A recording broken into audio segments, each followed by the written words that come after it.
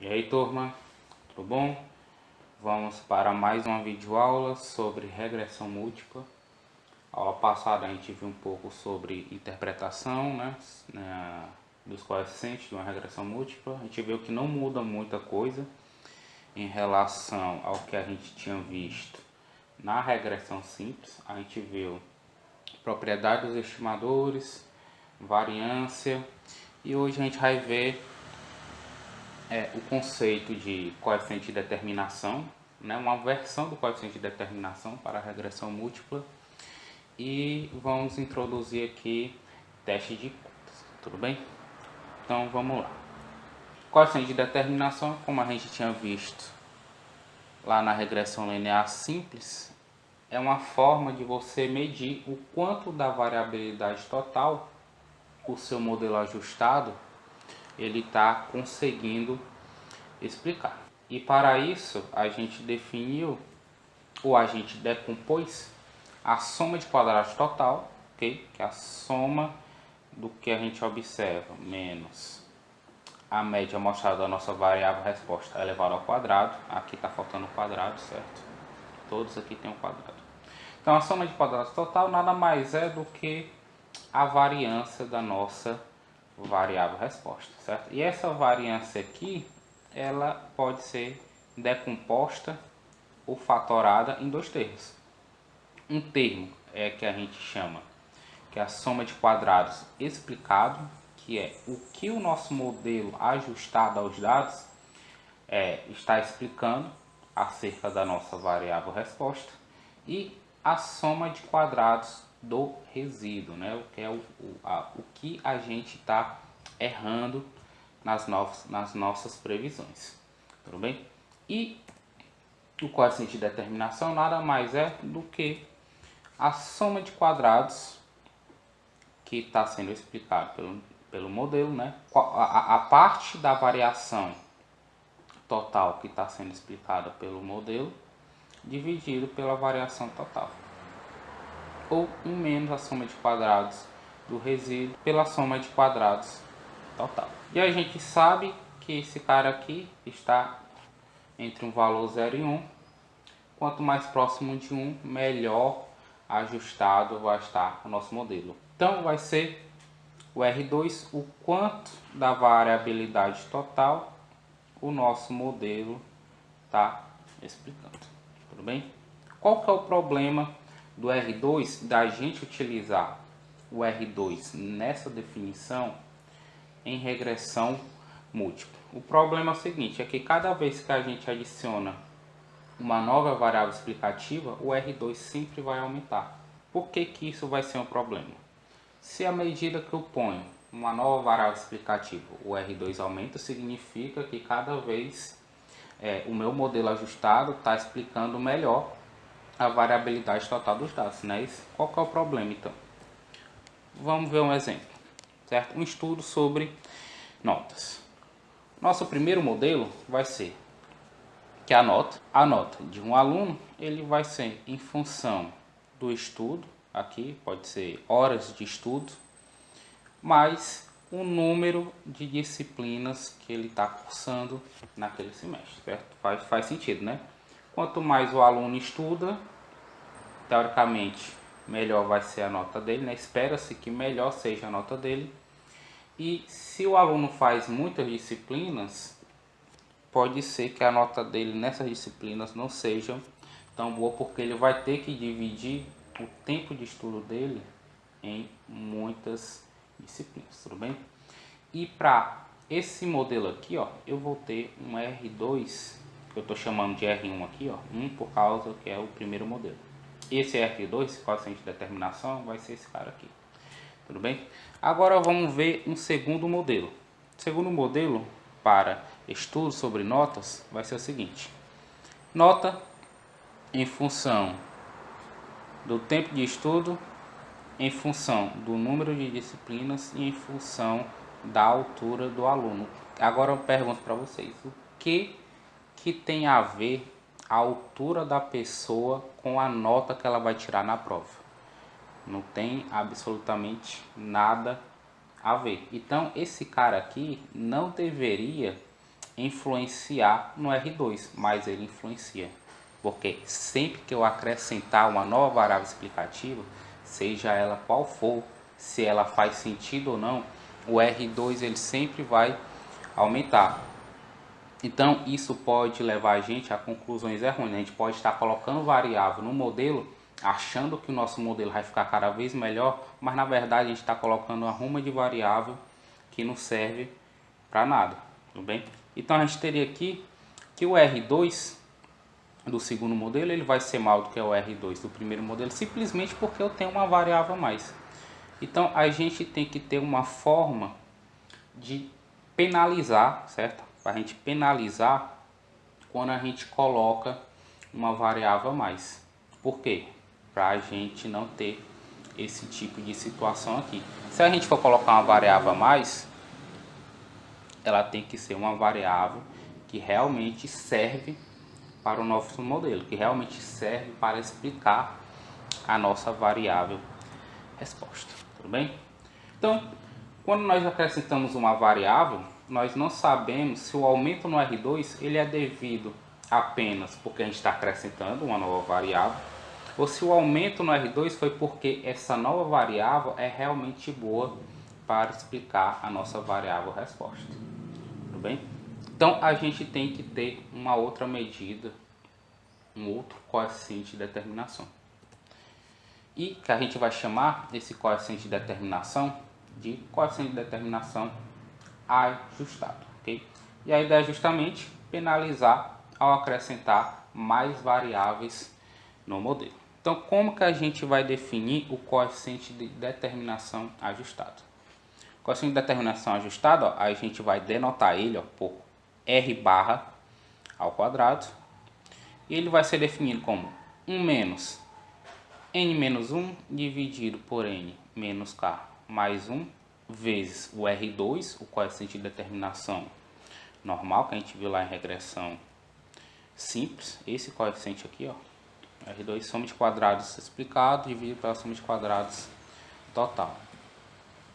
E esse R2 ajustado aqui, ele vai pertencer ao intervalo 0,1, assim como o R2 tradicional, digamos assim, o R2 tradicional, tudo bem? E a interpretação continua a mesma. O quanto da variabilidade total o nosso modelo está explicando.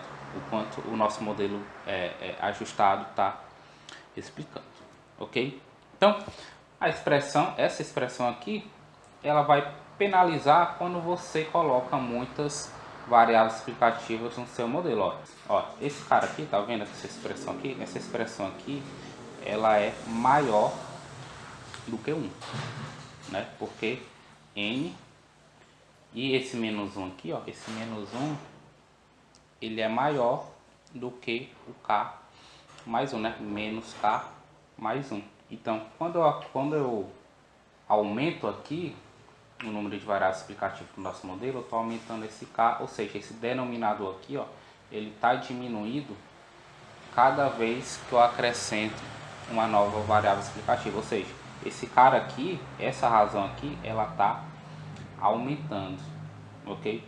Ela está aumentando e está sendo multiplicada pelo coeficiente de determinação. Então eu estou pegando uma fração, né? Esse valor aqui está entre 0 e 1, eu estou pegando uma fração dessa razão aqui.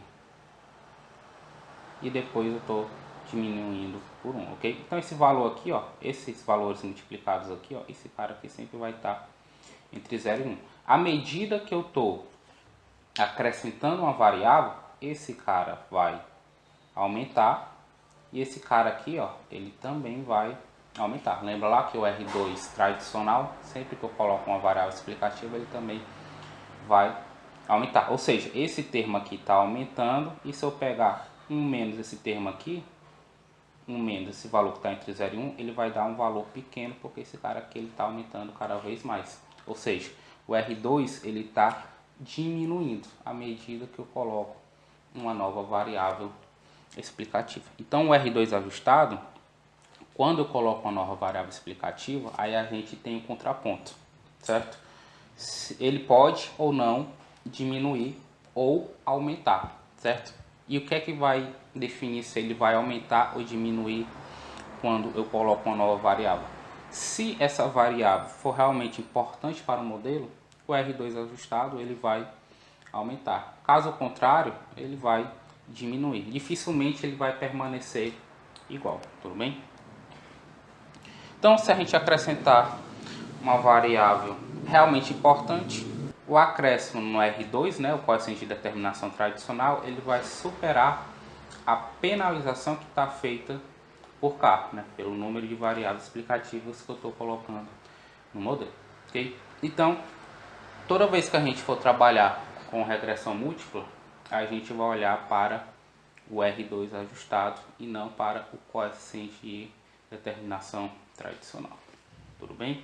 E a interpretação é a mesma. O quanto da variabilidade total o nosso modelo está explicando, ok? Eu vou deixar o exemplo para fazer mais para frente, ok? Vamos falar um pouco sobre o teste de hipótese e aí a gente vai para o R e eu faço um exemplo tanto do R2 quanto do teste de hipótese, ok? Então, teste de hipótese. Agora a gente vai querer testar, geralmente o teste de hipótese em regressão é para a gente testar se uma determinada variável explicativa ela realmente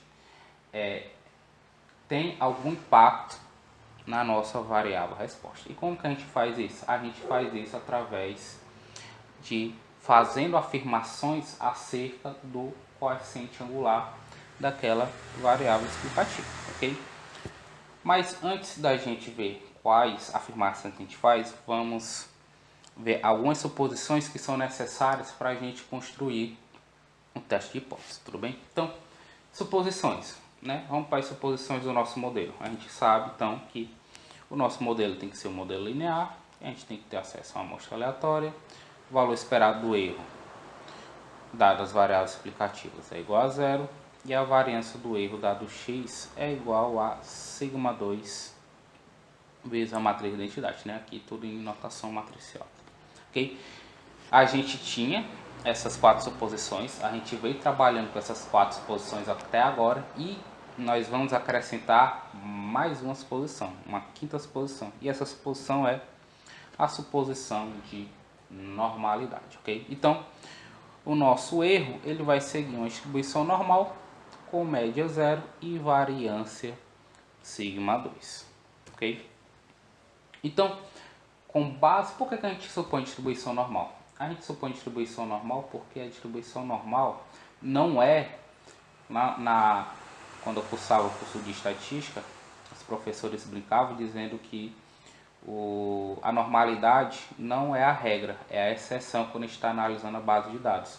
Mas quando a gente trabalha, a gente supõe a normalidade aqui porque a normalidade ela tem propriedades que facilitam muito a nossa interpretação e que facilita muito também a fórmula dos cálculos e das fórmulas resultantes desses cálculos, ok? Então por isso que a gente sempre trabalha com a suposição de normalidade, tudo bem?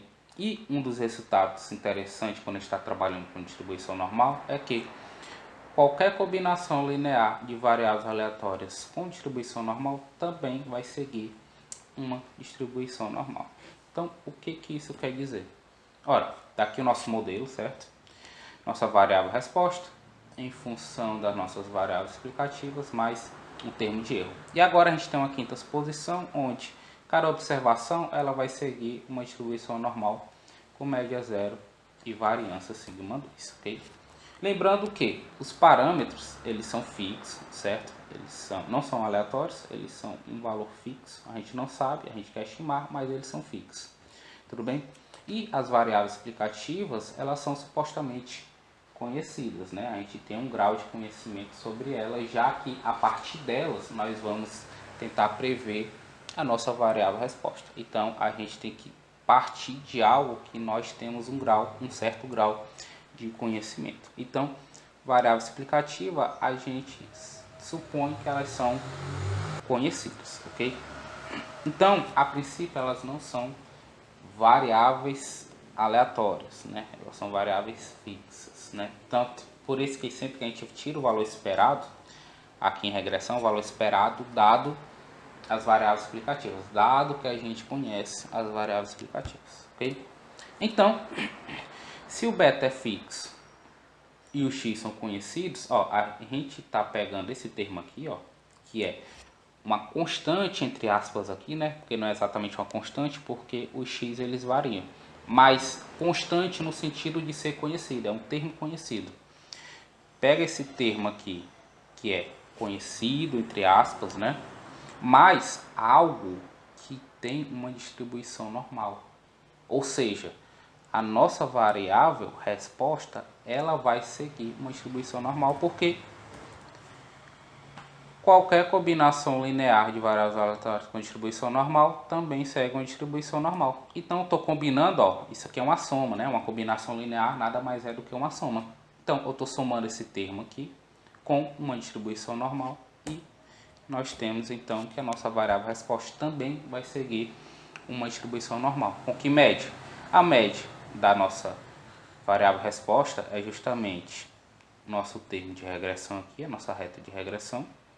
E a variância vai ser a variância do erro, igualzinho, que é sigma 2, ok? Então, da suposição de normalidade do erro, nós temos que a nossa variável resposta também vai seguir uma distribuição normal, ok? Na anotação matricial, né, o vetor de variáveis resposta vai seguir uma distribuição normal com média x beta, sigma 2, matriz de identidade, ok? Tanto faz aqui você usar a notação escalar e a notação matricial, ok? Então temos que a nossa variável resposta segue uma distribuição normal, ok? Agora eu lembro o seguinte, qual que era a fórmula do estimador dos parâmetros, ok? A fórmula do estimador dos parâmetros é isso aqui, né? X transposto x a menos 1, x transposto y, ok? Agora, vamos parar para pensar. Vocês tiveram a disciplina de álgebra linear, né? Olha o nome da disciplina, álgebra linear. E o que é que você estuda na álgebra linear? A gente estuda operações com vetores e matrizes, ok? Então, se operações com vetores e matrizes são estudados na disciplina de álgebra linear, ou seja, essas operações nada mais é do que combinações lineares, né? Combinações lineares entre as linhas e colunas desses vetores e matrizes. Então isso daqui nada mais é do que uma combinação linear. E a gente viu que a nossa variável resposta ela segue uma distribuição normal. Então eu tenho uma combinação linear de variáveis que são normalmente distribuídas. Então, o nosso vetor de estimadores, né, nosso beta chapéu, nosso vetor de estimadores, ele também vai seguir uma distribuição normal, porque ele é uma combinação linear da nossa variável resposta com as variáveis explicativas, ok? Então, o beta chapéu ele vai seguir uma distribuição normal. Qual o vetor? Com o vetor de médias igual ao vetor de parâmetros, né, o beta. E a variância, como a gente tinha visto, vai ser sigma 2 x transposto x a menos 1. Ok? Numa notação escalar, cada beta chapéu, né, cada estimador para beta, vai seguir uma distribuição normal com média beta j, né, todos os estimadores são estimadores não viciados, e a variância de beta j chapéu, ok? A gente não tem uma fórmula escalar para essa variância. Na verdade, até tem uma fórmula em termos do coeficiente de determinação, mas eu não julgo essa fórmula tão importante, ok? A gente vai fazer mesmo na forma matricial e de lá a gente tira o valor desse cara aqui, tudo bem?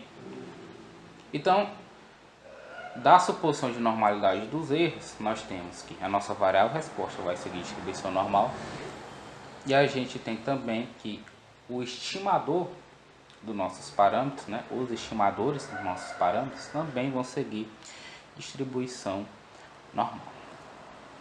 Ora, se esse cara aqui segue uma distribuição normal, com essa média, com essa variância, o que a gente faz com a distribuição normal? A gente geralmente padroniza, né? A gente transforma a distribuição normal com a média específica, com a variância específica, em uma distribuição normal com média 0 e variância 1, né? Então, padronizando, nós temos então ó, que o vetor, aliás, que é o estimador, menos o parâmetro, dividido pelo desvio padrão, né, raiz quadrada dessa variância aqui, vai seguir uma distribuição normal com média 0 e variância sigma 1. Tudo bem? Então, erro normal, variável resposta normal, estimador dos parâmetros também tem distribuição normal. Tudo bem? Qual que é o problema aqui? Problema entre aspas, né? Esse cara aqui, ó, esse cara aqui é a raiz quadrada dessa variância. E essa variância vem dessa forma aqui, ó. E essa variância depende de sigma 2. E sigma 2 é algo que não é conhecido, que a gente tem que estimar, ok? Então o que a gente vai fazer aqui? A gente vai substituir esse desvio padrão pelo o erro padrão, né? Pessoal de inferência, erro padrão é simplesmente o estimador do desvio padrão. Toda vez que a gente estimar o desvio padrão, a gente vai chamar de erro padrão, tudo bem? Só uma mudança de nomenclatura. Então, o estimador do desvio padrão dos nossos estimadores de mínimos quadrados, chamado de erro padrão. Então, a gente substituindo o desvio padrão pelo erro padrão, a gente já não tem mais a normalidade. A gente vai ter uma distribuição T de student com n menos k menos 1 grau de liberdade, né? N menos o número de parâmetros que temos no nosso modelo, tudo bem? Então, essas são as propriedades que a gente tem que ter em mente para utilizar teste de hipótese. Então, vamos lá. Teste de hipótese, né? Então, a gente vai começar com o teste T. Na verdade, a gente pode fazer dois tipos de teste em regressão linear, certo? A gente pode testar cada parâmetro separadamente, que é o que a gente chama de teste T, e a gente pode testar a significância conjunta do nosso modelo, ok? A gente vai testar todos ao mesmo tempo. Primeiro a gente vai ver como é que testa um de cada vez e depois a gente vê como testa todos os parâmetros ao mesmo tempo, tudo bem? Então, teste T, a gente vai começar com o teste T unilateral à direita. O que é que isso significa, ok? A nossa hipótese nula vai ser o beta J, né? Um beta J igual a um AJ. Lembrando, uma hipótese é qualquer afirmação acerca do parâmetro populacional, certo? Então, a nossa hipótese H0, eu estou afirmando o quê? Eu estou afirmando que o parâmetro beta J ele é igual a uma constante, certo? Essa constante é conhecida. Em geral, essa constante aqui é zero, né?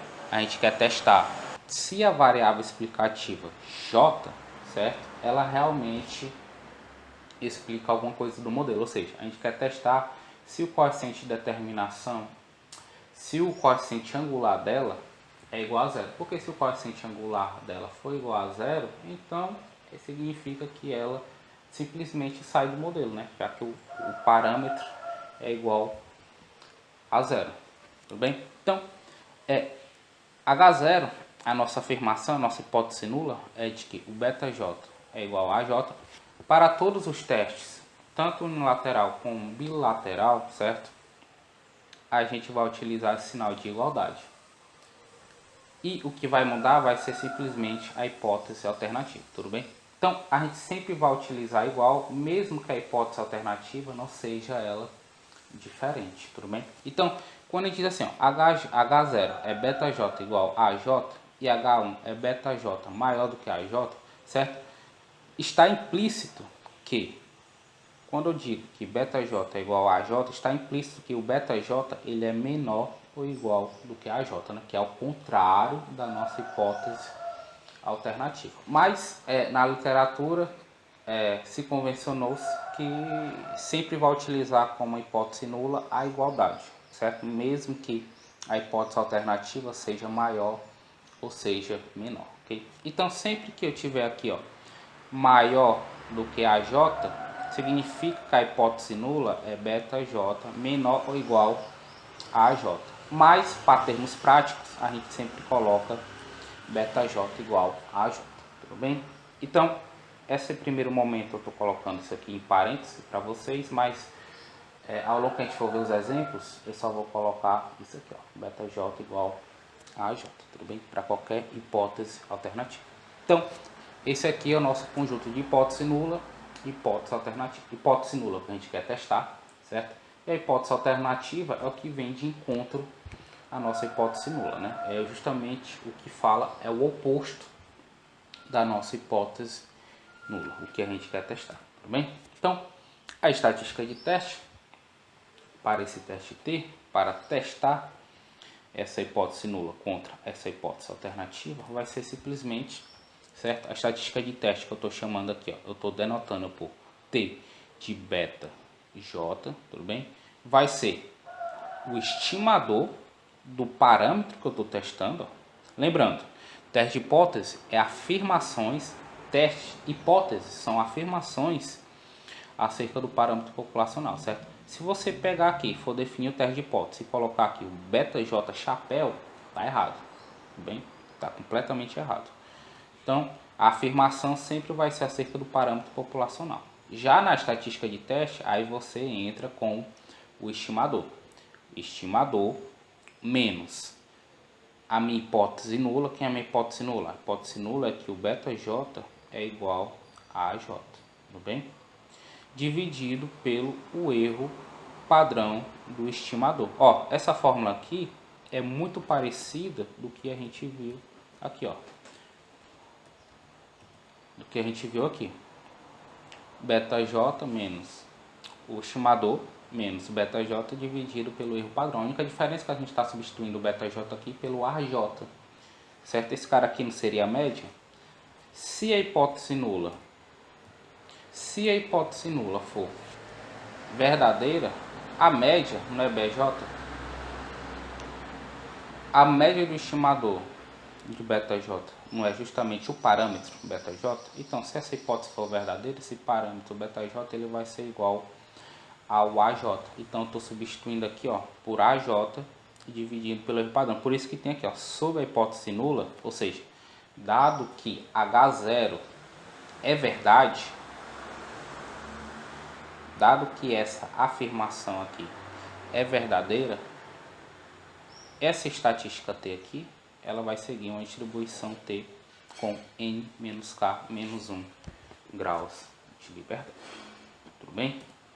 E a gente vai rejeitar H0 se a distância entre o beta J e o AJ ele for muito grande. Isso daqui nada mais é do que uma medida de distância. Eu estou vendo o quão distante é o estimador do valor que eu estou testando, certo? Se esse cara for muito distante, isso significa, ou é uma evidência de que o parâmetro beta J aqui, ele não é igual a AJ. Se essa distância for muito pequena, isso significa então que é uma evidência de que o beta J é igual a AJ. Uma vez que o estimador de mínimos quadrados para o parâmetro populacional, ele é um bom estimador para o nosso parâmetro, tudo bem?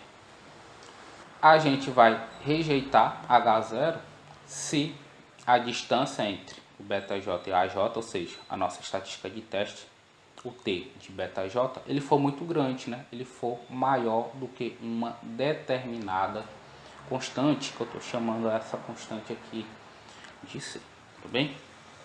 E esse valor de C, ele é um valor tabelado, baseado no que? Baseado na distribuição da estatística de teste, ou seja, baseado na distribuição T, ok? Então, tá aqui o nosso T,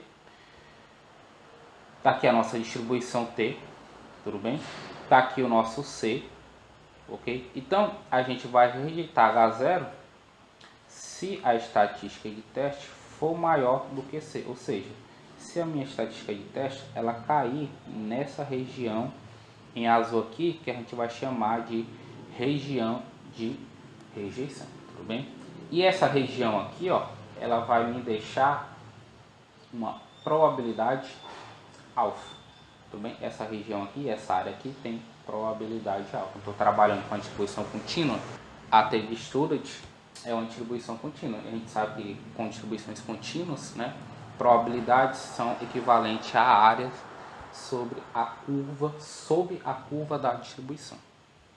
Tudo bem? Então, se o valor da estatística cair nessa região aqui, a gente vai rejeitar H0 em favor da nossa hipótese alternativa. E essa área aqui é uma área de alfa.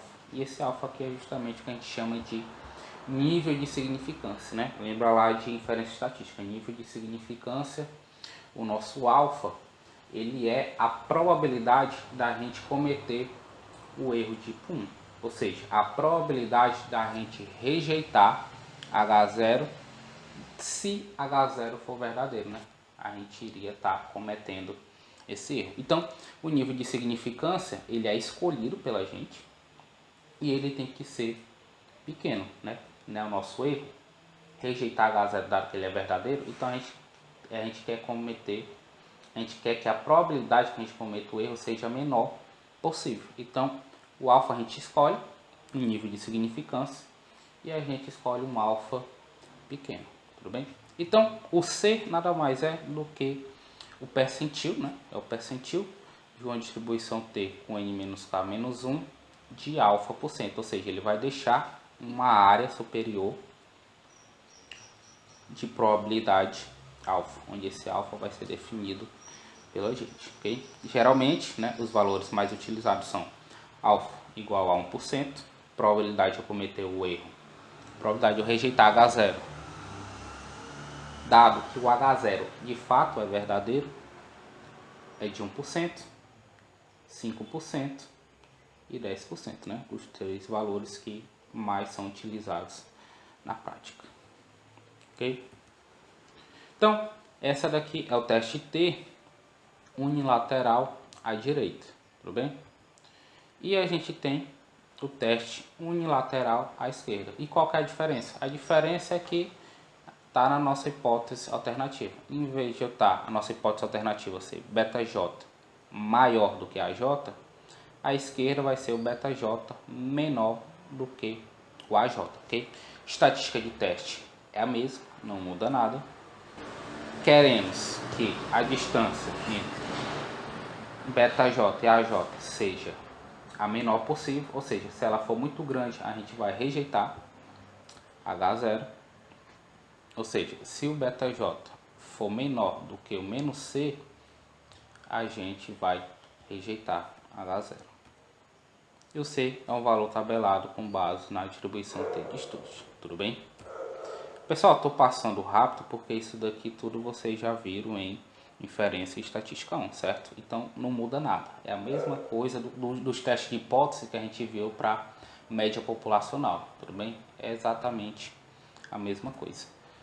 E aqui, ó, em vez de a gente pegar, por isso que é o teste unilateral à esquerda, em vez de a gente estar pegando aqui a área superior à direita, a gente está pegando a área inferior à esquerda, certo? E esse Czinho aqui, ele é simplesmente o mesmo C, esse mesmo C aqui, ó, só que com sinal trocado, é a mesma coisa, tudo bem? Então, essa daqui vai ser a nossa região de rejeição, certo? Se a nossa estatística de teste cair nessa região aqui, a gente vai rejeitar H0, ok? E essa região aqui, ela tem uma probabilidade de alfa, onde alfa vai ser o nosso nível de significância, ok? Então, vamos rejeitar H0 ao nível de significância, ou seja, ao nível alfa de significância, quando a estatística de teste ela for muito pequena, né? Ela estiver muito ao lado esquerdo da curva da nossa distribuição de probabilidade, ok? Porque já que a gente está trabalhando com valores negativos, né? Ó, aqui a média da distribuição T é sempre zero. Como está pegando valores negativos, né? O quanto mais distante de zero, maior é esse valor, não é isso? Então, se esse cara for muito grande, né? Grande no sentido negativo, ele for muito distante de zero, então o T de beta J, o T, né, de beta J, na estatística de teste, ele vai ser menor do que o menos T, né, o percentil da distribuição T com N menos K menos 1 grau de liberdade com uma área de alfa, tudo bem? Então esse cara aqui, ó, esse T é esse C aqui, esse C que deixa uma área de alfa por cento, tudo bem? Teste unilateral à direita, eu estou pegando a área superior. Teste unilateral à esquerda, eu estou pegando a área inferior, ok? Teste unilateral à direita, a hipótese alternativa é βj maior do que a constante que a gente quer testar. E o teste unilateral à esquerda, a hipótese alternativa é βj menor do que a constante que a gente quer testar.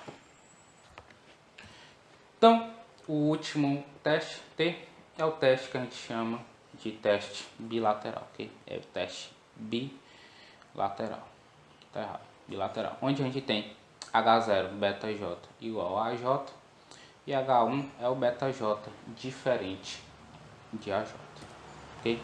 Estatística de teste é a mesma, a gente vê que não muda, certo? Para os três tipos de teste T, unilateral à esquerda, unilateral à direita e o teste bilateral, eu sempre tenho a mesma estatística de teste com a mesma distribuição de probabilidade, tudo bem? Mesma coisa, vou rejeitar H0 se a distância entre o estimador e a constante que eu estou testando for muito grande. Só que a diferença aqui é que eu estou pegando o módulo da estatística T, ok? Então, no caso do teste bilateral, a gente olha para o módulo da estatística de teste, ok? E o C, como os outros dois testes, ele é um valor tabelado com base na distribuição T.